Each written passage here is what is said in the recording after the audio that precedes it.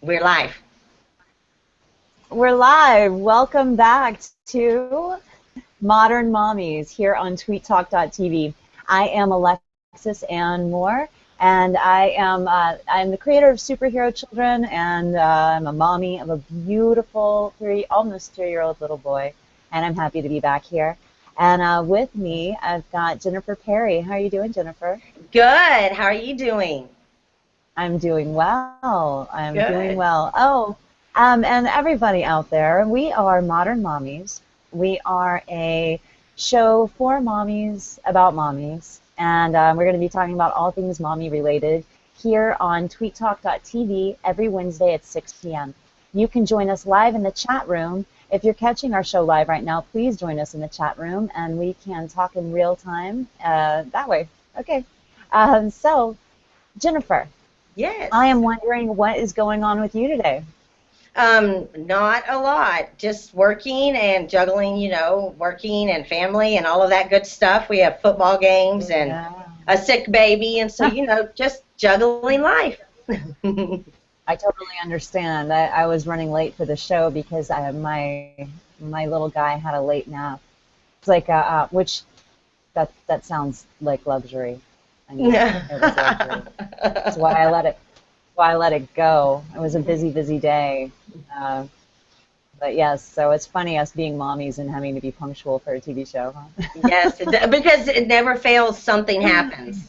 As soon as you think Every everything's lined time. out and ready to go, you're like, but what happens this? Or, I mean, literally, I was setting up the show, and I had my daughter who's sick. My son's got a football game, so my husband's trying to get to the football game, and my daughter who doesn't feel well is like, I don't want to go. And I'm just like, okay. And so we have all of this. So it's always something constant Right. right before, with no.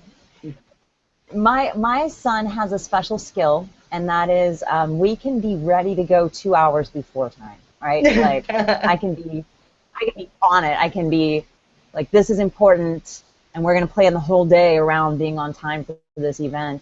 And then as we were walking out the door, he will step on in dog poop, and then I'll pick him up. And then I have dog poop from head to toe, and then we both have to go in the house to change our clothes, and then I'm late, and I'm like, no, you don't know. I tried so hard. Isn't that a great way to Anyway, start everything? You know? dog poop. Yes. Like, man. But my son has a special skill. Yeah, That's a great skill to he's got a have, few of them. I guess. Yeah. So today, what are we going to be talking about? Well, what's going on in the world right now, as far as parents and kids and the world of that? Well, okay, I have to tell you, as for a really cool hot topic, kind of what's going on, I found this article. Okay, it's not really cool, but it's something that really Mm. people need to know. There Ah. was a high school kid, and he lived in Bay Village, Ohio. And he had Mm. some friends. He was autistic. He had some friends say, come on over Right, to our right. house because we want you to do this ALS challenge. And so he didn't really understand what was totally going on, but he wanted to make friends. And he went over to their house, and they dumped a big bucket of urine and feces and cigarette butts all over this Oh. high school kid. Yeah. And then they recorded it with his phone and then posted it all over Instagram. It's, yeah. And so as I was looking for stories that stood out to me, and I was just pretty much mortified by the whole situation that people would even do that to somebody else. It's unbelievable. Yeah. I mean, it's unbelievable that one person could even think up something that horrific, but to have a group like pack mentality think that that's okay and cheer each other on for something like that. Uh-huh. It's really sad. And so I did a little bit more research about it, and Drew Carey heard about that, and he donated $10,000 as a reward to help Whoa. them find whoever these kids that did it. Then Jenny McCarthy heard about it, and I don't know if you know this, but Jenny McCarthy's son is autistic, And so she is a huge Oh. autism rights activist and person anyway. But anyway, she donated $10,000 more for the reward, and then her husband, her new husband, Donnie Wahlberg, added $10,000 more. And so they made a $30,000 reward to find these kids who did this to this boy. So people can't find these kids? They can't find them? You couldn't really see who did it in the video, and I guess I'm not sure how verbal the autistic child is. I'm not sure if he's able to tell people who did it. But today I was kind of going back and looking at the story and the original news story about it. And here, I'll put it in the chat room if you guys want to see this news story, because it seriously is something. But they did find, I guess the reward helped, but they did find the boys who were responsible for it, I think just this morning or last night. Wow. And so, yeah, the police are going to prosecute them and hold them accountable for what they did. Wow, yeah. Yeah. Wow, I wonder what kind of charges that would be. I mean, I can think of so many. Exactly. Some of them we're talking about, like maybe assault. Yeah. That could even be considered a hate crime because the child had a disability. And so, yeah. That's what it's just amazing. And as, I don't know, in schools today, it kind of makes you think, like at our school, we're really big on teaching character and teaching empathy to kids and teaching tolerance and acceptance. And I've seen, even at our school, you can teach that to kids and they become more empathetic and tolerant and accepting of differences and things. And so it just kind of makes me wonder, you know, if 4 kids would do that in one high school, that may be something that we're missing there that really needs to be taught at that school. I'm feeling like it's pack mentality issue too. I mean, it's something that I teach in superhero children, the understanding how to follow your inner voice, what it feels like inside. So when something feels right or when it doesn't feel right, how it feels inside of you before you take an action. And obviously these kids either don't have that, like they just don't have their inner, a hookup to their inner voice right now, or they overrode it. They overrode it to not, like, to be able to fit in with the other kids, which is just as terrifying kind of for what the future is going to look like. Right. Yeah, because they didn't stand up for what they believed in, and then they didn't listen. Yeah. So how would you go about teaching kids to listen to that in your work and what you see? Wow.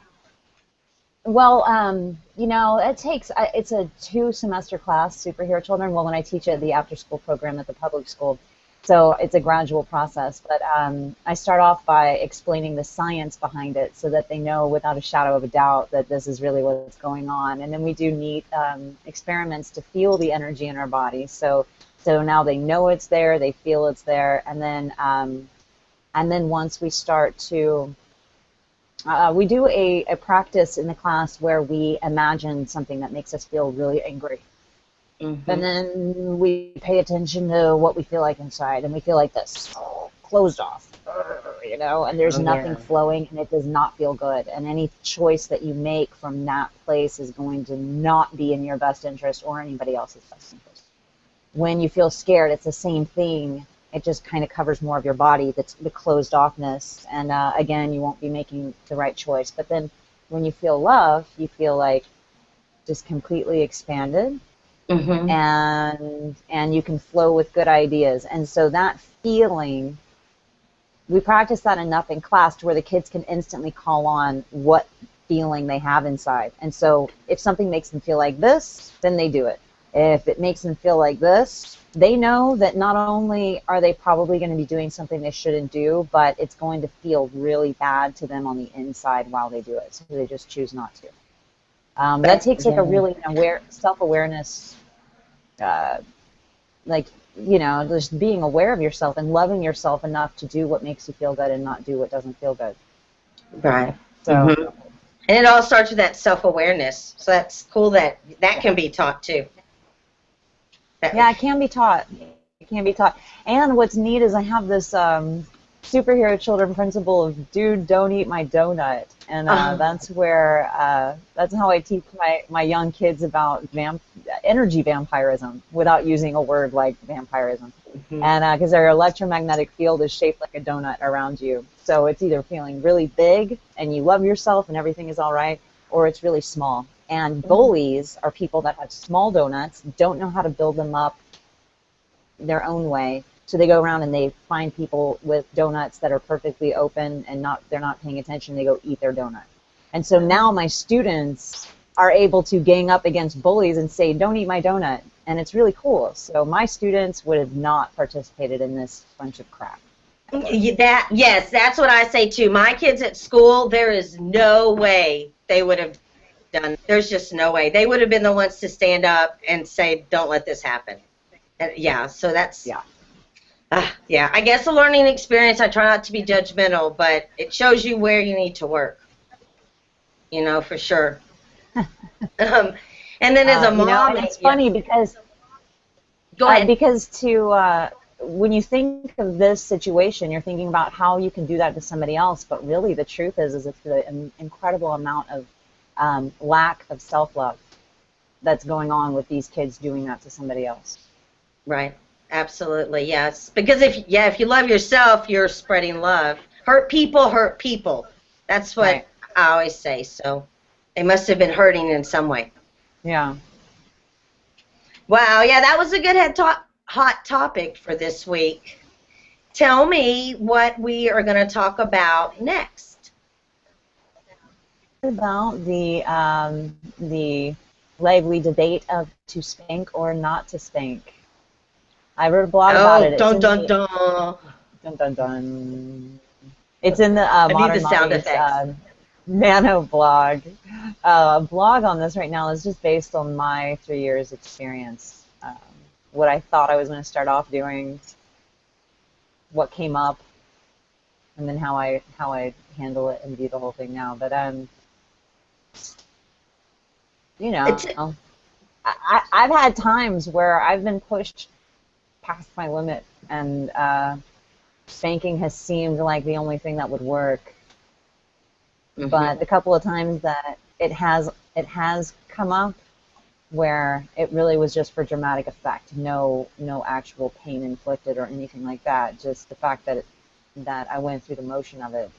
It didn't work. It just escalated the situation for me. So that's what I kind of find too. Spanking is such I think a personal decision, because people who were spanked tend to spank their children, and I think maybe people who were not spanked as children or who were excessively spanked may not be as likely to spank their kids. And so I do think that it's really personal, but it was amazing when I started doing the research and looking at it. 94% of all people that were studied in this survey said that they agreed with spanking. So that means a huge majority of parents out there are out there spanking, and they use that as a form of discipline. Wow. 90%, huh? 94%.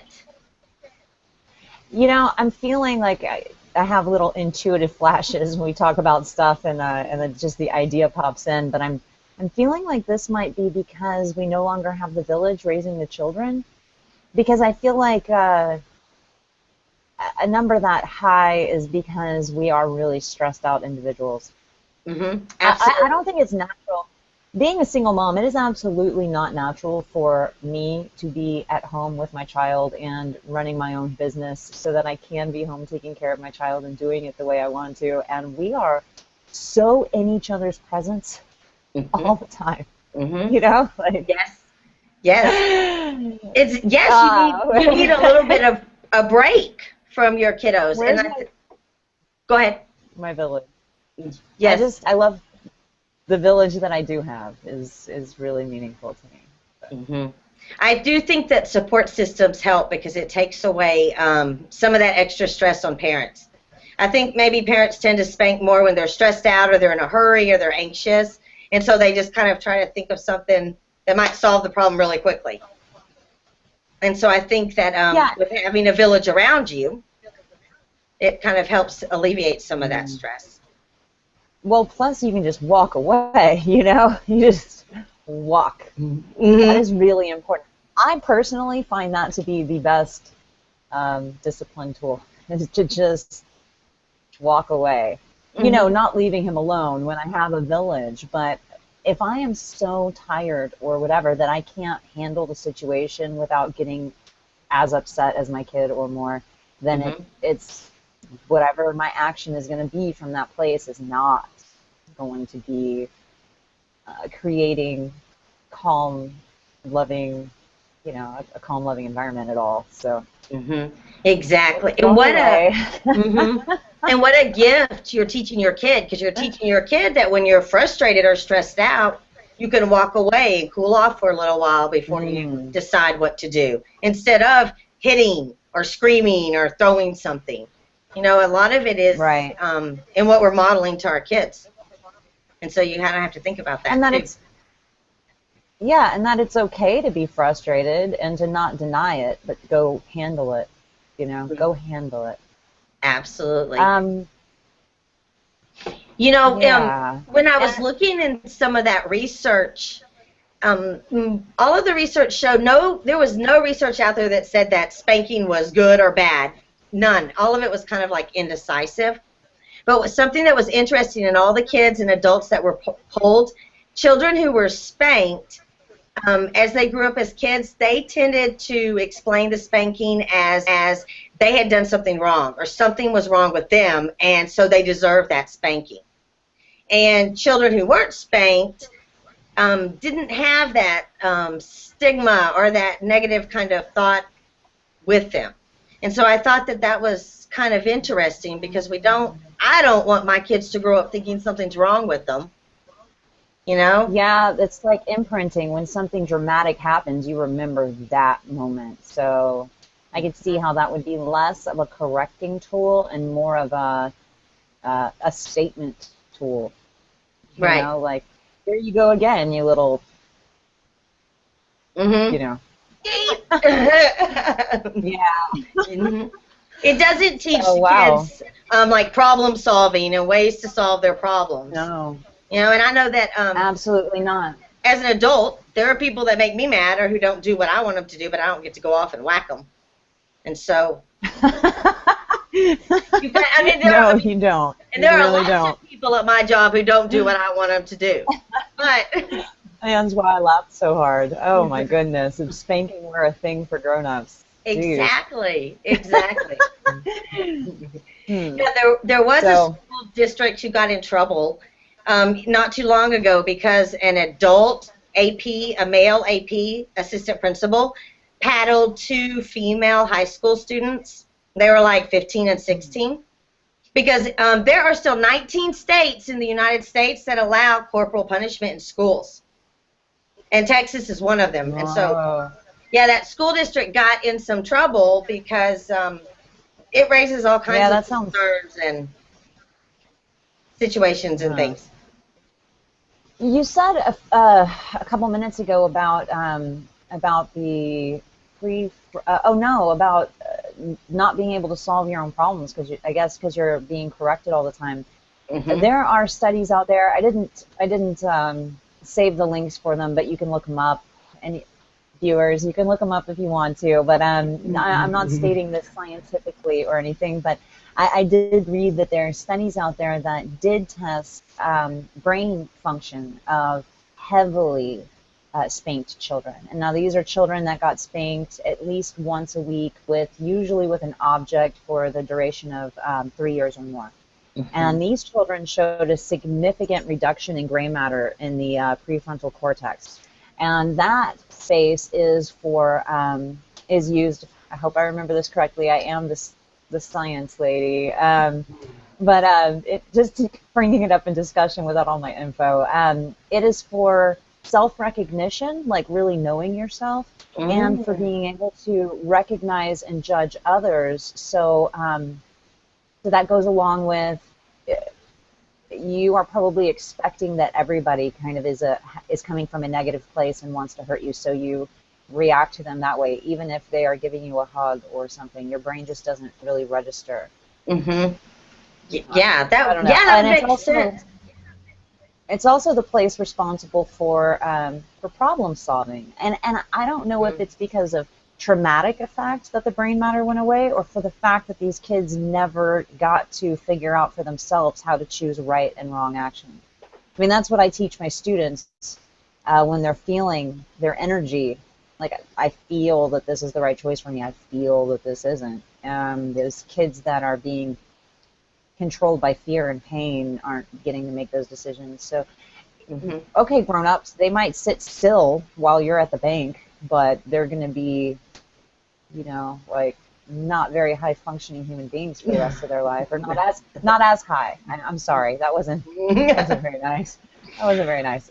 Well, and not as high as they could be. Exactly, and they may sit still at the bank while you're there, but right. What are they going to do when you're not there?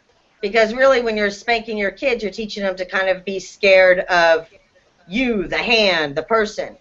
And so it only works for a little while. And if you really want discipline and those kind of things to work, you have to teach kids and give them the chance to problem solve and practice through that.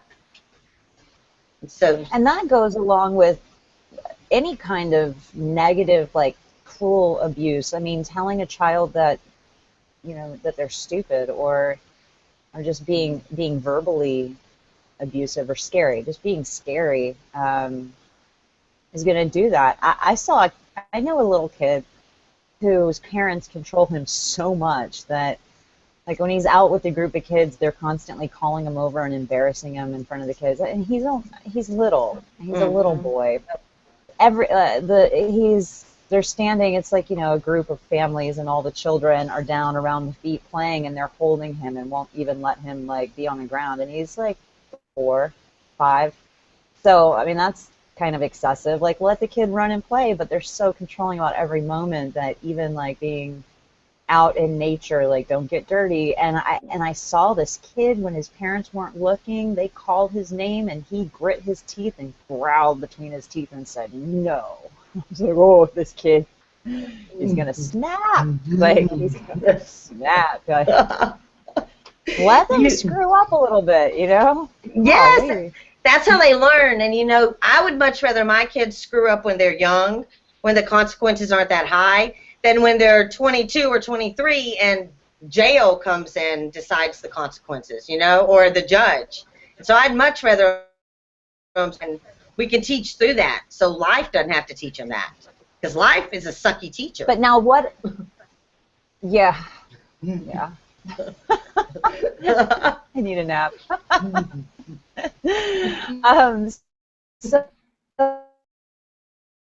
So devil's advocate would be on this subject. But, you know, I'm going to say, what about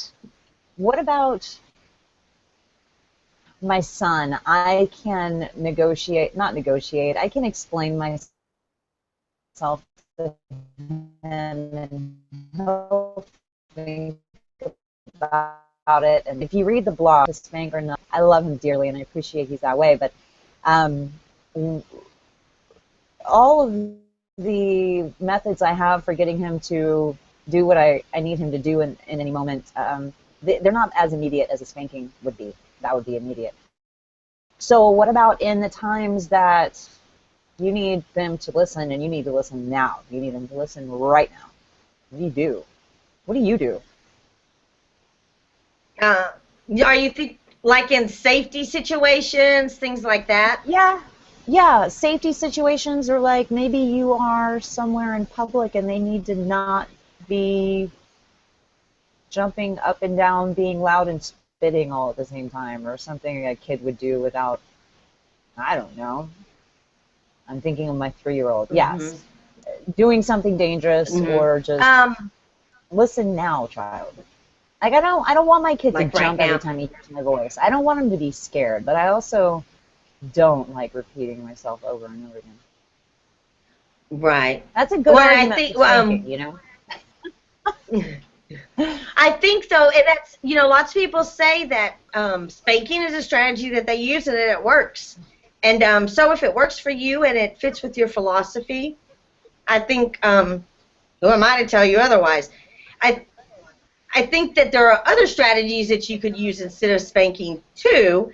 For example, I don't know, I tend to use a lot of love and logic. And so if they're young and they're jumping around and doing that kind of thing, I know I can't control my child. I mean, not really, I can't. I can control me, but I cannot control my child. And so I try to do things like Right. state things in ways where I tell her what I'm going to do. And so if she were jumping around and things like that, I might take her hand and we would leave the store or leave wherever we are. And I would say something like, I shop with little girls who sit down and wait or keep their feet on the floor. Shopping and stuff, some of that's hard because they're little and it's hard to sit there and be quiet and perfectly still all the time. Yeah. And so I try to use do things and let them take things with them if they're really little. But lots of times, church and places like that, you're expected to be able to sit there or to be quiet. There are situations where you can't have a certain behavior. But I think that the behavior that you want can be taught. It may take a little bit longer, but what you really want is your kid to do that behavior all the time instead of just when you're sitting there. You know? Right. And so that's kind of my thought on that. I know with the young ones, because kids will always throw a fit when you're in public because they're smart. They know that, oh, I'm not going to do this or ask for the toy or the bubble gum until we get right up to the store where we're checking out and there are 15 people behind me and mom's digging for her money. That's when they decide to throw the fit and drop to the ground, when they know that you can't really pick up and leave. You know? See, you know what? I'm really good at walking away from that. Every single time he's followed me, I walk really slowly. I don't look back. I just wait, and I hear his feet behind me, and I hear the silent cheering from the other parents all around me. Yes. I just walk away. Because they're not looking at you thinking, terrible parent. They're looking at you thinking, oh, my gosh, thank you for doing something, to teach him. That's not acceptable. Thank you for not giving him the bubble gum. Because how many parents just give in and give him the bubble gum? I will never give him the bubble gum. It will not happen one time. Not one time. Because once it happens one time, it might not ever happen again for 3 years. But he's going to happen once, Oh, I worked with a lot of children before I had my son, so I understand the logic. And it's fun. I love their logic. But it's hard when you're tired. They are fun. So I guess the thing is really to be centered enough to know what outcome you are wanting to happen. Be centered enough to know, okay, if we're going into the store, I always explain to my son, now I'm remembering, I've gone without sleep for so many years, my memory fails me often, but I'm remembering now, going into the store, I tell him what's expected of him. We're going to get his haircut. Okay, we're going to go get your haircut, and you're going to sit really still, and the lady's going to cut your hair, and it's going to look really cool. And then when he's done, I go, whoa, man, you sat really still. And he's like, yeah. He's proud of himself. Yeah. And telling him what I said, you better sit there. You sit there in that chair. Oh, God. He would not sit there. That would not have worked out, not at all. Well, and some of it is kind of pre-thinking about what you're, pre-planning for the situation. What are you going to do if he decides to throw a fit in the chair or not let the person cut his hair? Because sometimes if you kind of have an idea of what you can do, it's not so shocking when it happens. I'm going to have a meltdown in the middle of the salon right next to my son because I don't know what to do. Man, it does. It happens in all sorts of ways. I've seen people yank their kids out of the chair.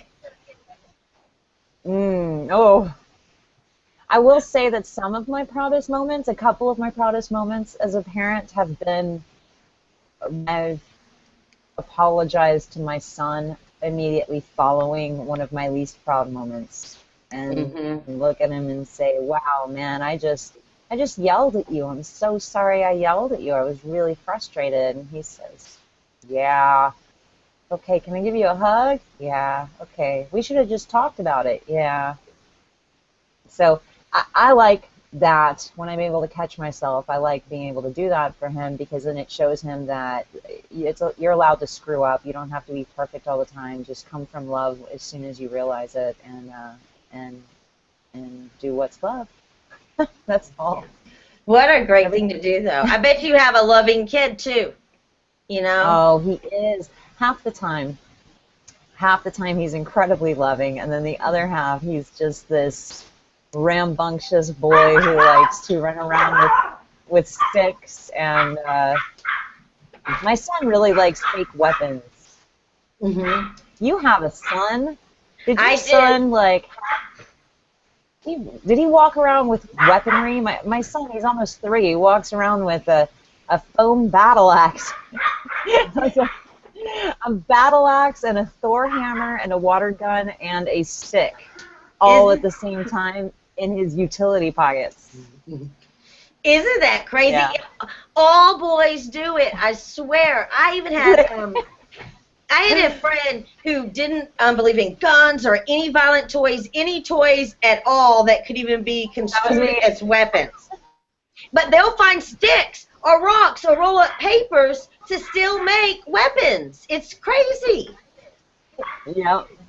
Yeah. His stick is a stick gun. It's shaped like a gun. It's the one stick. Like, he's had that stick for 6 months. He does not lose that stick. He loves that stick. That is so funny.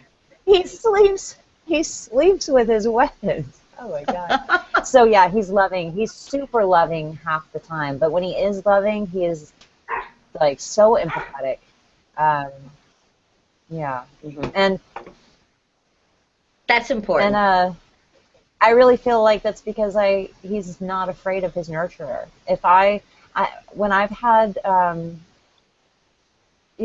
have male friends that are strong influences on him, and they're able to be around and they can just make a grunt noise and he'll do what they say. Like, he'll just listen. It's dad voice thing. I don't have that. I'm the nurturer. So I give love. He doesn't jump when I talk, Right. Though, you seem a tight ship without even having to go to extremes. Your whole household is like, you are the matriarch, and they know. I think that's the teacher in me, because everything is a lesson, and everything has a routine and blah blah blah. I think that's what it is. That's crazy. Right now, I know y'all can hear my dog. Some of my little darlings didn't listen. Yeah. So my dog's saying goodbye. I'm sorry about that. So that little dog. Yes. Was so sweet to my son when he was there. He's a mess. He loves people. Yeah. So let's go on and let's talk a little bit about mommying the mommy. Because how did you mommy yourself this week? Well, this week really, I have to be honest. I kind of stink mommy. I really don't. You did what? I kind of stink at that. I don't do that enough. I really think for the most part, the best I could say is like I take baths or I take whatever. But I decided that's that good. I really. That's good. Yeah, but I was That's hoping, a good start. That's true. It's baby steps, and I do have. We moved, and I have a bathtub that makes the bubbles, and that is really kind of cool. I've never had one of those before, so that was kind of cool. But anyway, I started doing some research and things and trying to come up with more ideas, more ways I could start mommying myself and taking better care of myself, because I know that the better care I take of myself, then the better mommy that I'm even going to be able to be. So what I found was this idea or strategy that you think of yourself as having an extra kid. And so if you have 3 kids, you now have 4. And that extra child that you have is you. And so for the next week, it's challenge too, so I want to challenge all the mommies out there. For the next week, you don't do anything for your other children that you don't do for yourself. And so if it's something that you do for your kids, you also have to do it for yourself. You can't do it for your kids if you're not going to do it for yourself, and don't do it to your kids if you wouldn't do it to yourself. You know what I'm saying? But some ideas, like schools just now shopping. So if you're going out and you're buying your kids new school clothes, then buy yourself a new article of clothing too. Buy yourself a new necklace or something like that that you've really wanted. You know, just little ways to kind of pamper yourself. If depending on the age of your kids, lots of parents become taxis, and they're constantly running their kids from one place to another. And so if you take your kid to football practice or a football game, then plan out some time during that week to take yourself to some place that you really love, or give yourself time to do a yoga activity or something like that. You know, it's really about... Yoga was my easy one.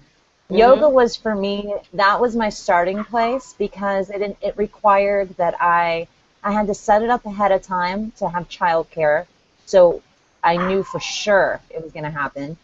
I signed up for unlimited, so I went at least three days a week, and it was an hour and a half solid that I was only with myself. I mean, in the room with other people doing yoga, but like not with my child or anyone I had responsibility to.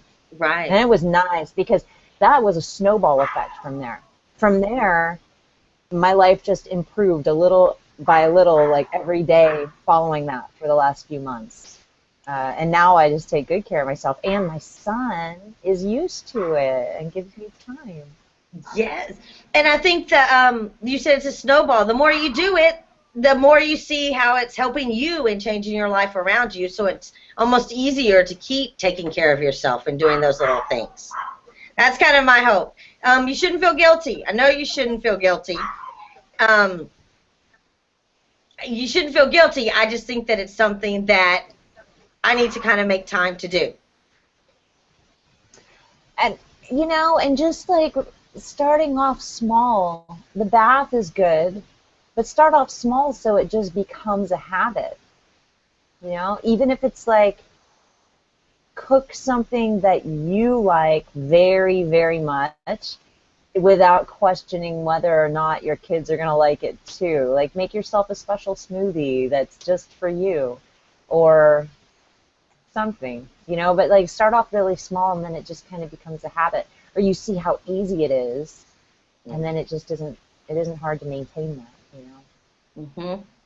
I love that. And so, it might not be all the time. It might just be a little bit, but it'll happen enough to where you're not feeling all the time like, God, nobody takes care of me. Mm-hmm. Yeah, you do. Mm-hmm. Exactly. And so this next week, I'm going to try to kind of try that philosophy and do that. And next week, I'll tell you, do I feel better? Have I seen changes? But just a little tip or something to try. Good. A way to kind of take care of yourself, because you have to take care of yourself first. You know? Yeah, on the airplane, they make you put the thing over your face first, and then your kids, you know? Mm-hmm. Because if you're stressed out, you're not going to be... Your children are learning from you. Mm-hmm. I realized a couple weeks ago that my son was learning how to not take care of himself and put everybody else before his own needs by watching me do that. And that is not a cycle I'm going to teach my kid. Mm-hmm. You know? Yep. So what are... let's... Oh, go ahead. No, you first. Well, I was just going to ask you, what other strategies do you use to help at home with things, with discipline and things like that? Okay, my best, well, I've got a couple of things. One, I taught my son when he does go to timeout, which the timeout itself doesn't seem to be effective for my son, but I think it's because I don't really have the best timeout area. So, but what is effective is the end of timeout. We do 3 ohms, and then we count to 15. Okay, so now my son, over the last year, my son has been in timeout so much that he now can count to 40, no problem. He's like, 1, 2, 3, 4, 5. He counts in his sleep. But the ohms are for calming him, and the counting is happy counting, because he just really, really, like, we enjoy doing it. We kind of dance 1, 2, 3. So where he might go into timeout, an angry little monster, but then really the ohms, the 3 ohms. Oh. We do it together, and I hold him on my chest, and we do 3 ohms. And by the end of those ohms, he is calm, and I am calm, and the house is calm. Doesn't even matter what he did or if he learned his lesson. I don't even care. Everybody's calm and happy. Ohms. I love that. That's my go-to. That even works in my superhero children class. I can get a room full of rowdy kids to all just be sitting there ready for action with ohms. Wow. That's cool though, but that makes sense, because when kids are stressed out or whatever, they can't think. But I guess once you've ohmed and calmed them down and brought them back to their heart, then they can think and problem solve and make a better decision or choice or whatever it needs to happen. Yes, which brings me to my second mommy tricks. Is I put in my blog, I added a link to a meditation that I recorded a few days ago. It's on the Superhero Children YouTube page, but it's a heart breath meditation, and it was taught to me by my teachers Nikki Scully and Gloria Taylor Brown.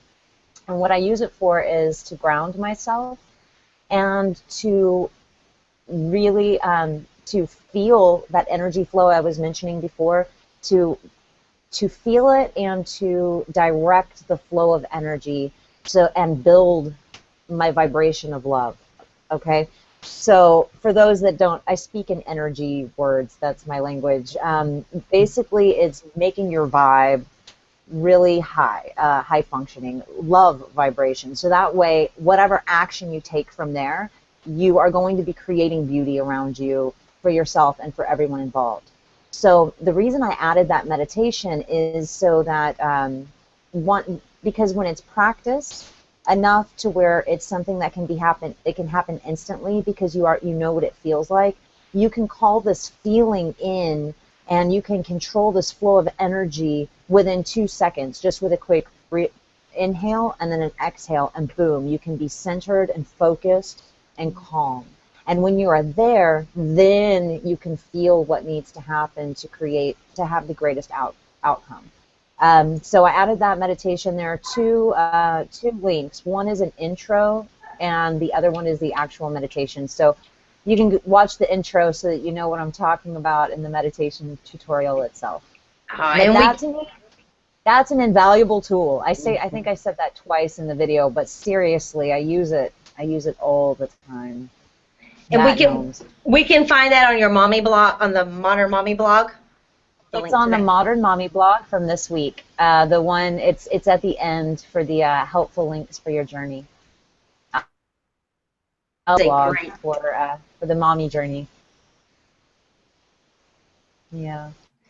That is an excellent tip.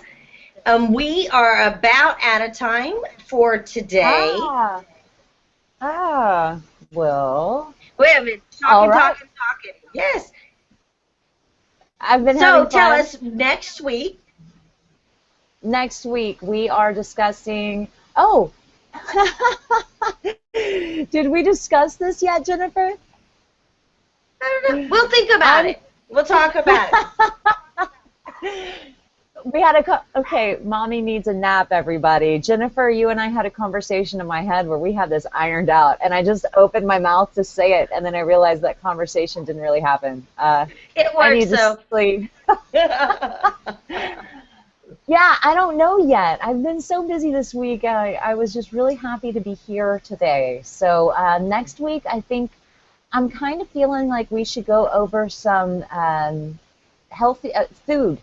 We should go over food, snacks, and maybe go over some tips and tricks for lunch boxes. Oh, yeah. So healthy ways to feed your kid. Mm. Yeah, my son eats fruits and vegetables raw only, pretty much. Like, I had to figure out how to feed him without cooking his food, but I can help put together some really healthy, tasty snacks. So maybe we should do that, share with our parents, because we are all about lunch boxes right now, you know? Mm-hmm. Yes, packing lots and lots of lunches. That's a great idea. So next week, we're going to come back and we're going to talk about healthy ways to feed your kids and snacks and lunch boxes and all that kind of good stuff. All right. Well, we are Modern Mommies here on tweettalk.tv, and we'll be here every Wednesday at 6 p.m. Central. You can join us live in the chat room by going to tweettalk.tv and logging in and meeting us there, and we'll be able to chat with you live in the show. You can also contact us about being with us live via webcam on the show by getting in touch with Jennifer. How do we get in touch with you about that, Jennifer? You can just email me on Facebook. Contact me on Facebook. I'm Jennifer Perry, and give us some ideas and things that you might like to hear about and topics. You can also post. So go ahead. Go ahead. I was going to say on you can the Soul also Garden Facebook page. Mm-hmm. You can go on there and get in touch with us there as well, or in the comments section of the Modern Mommies blog. It's under the Nano blogs on soulgarden.tv or tweettalk.tv, and you'll find our blogs every week posted there, as well as and then also you will find our videos of past shows. We'll be here again next week, again at 6 p.m. Central, and we're looking forward to seeing you then too. Until then, namaste. See you later.